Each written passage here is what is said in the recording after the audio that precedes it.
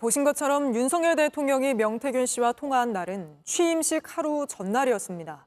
그리고 이날은 2022년 재보궐선거 공천 발표를 역시 하루 앞둔 날이기도 했습니다. 이런 날 대통령이 명 씨와 이런 대화를 하게 된 그 맥락이 뭔지 강버들 기자와 스튜디오에서 자세히 짚어보겠습니다. 자, 강 기자. 이날 대통령은 굉장히 바쁜 날이었고 또 공천 발표도 겨우 하루 앞둔 날이었는데 왜 이런 날 대통령이 명 씨에게 김영선에게 공천 주라고 했다. 이런 취지의 말을 하게 된 걸까요? 예, 먼저 이 대화 일주일 전에 명태균 씨가 강혜경 씨에게 한 얘기 들어보시겠습니다. 오늘 네. 여사님 전화 왔는데 네네. 내 고마움 때문에 김영선 그렇게 하지 말라고. 내가 고맙다고. 네네. 야, 자기 선물이래. 네, 2012년 국회의원 선거, 그 이후에는 경남도지사 선거 등에서 잇따라 낙선한 김영선 전 의원은 이때 재보궐선거 예비후보 신분이었습니다. 그런데 김건희 여사가 명 씨에 대한 고마운 마음이 있으니 공천 걱정 말라는 취지의 말을 했다고 전한 겁니다.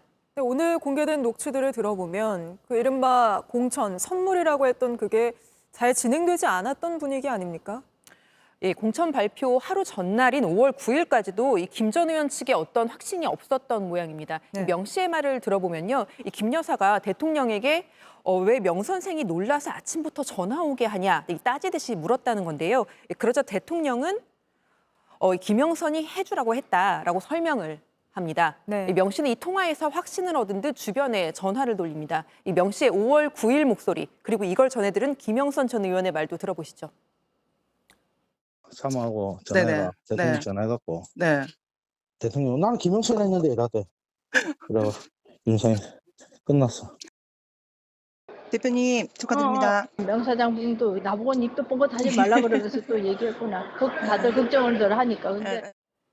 네, 그러니까 대통령이 나는 김영선이라고 했는데 라고 했다는 명태균 씨의 녹취는 이미 공개돼 있었는데 오늘 그 말을 직접 하는 대통령의 목소리까지 공개됐습니다.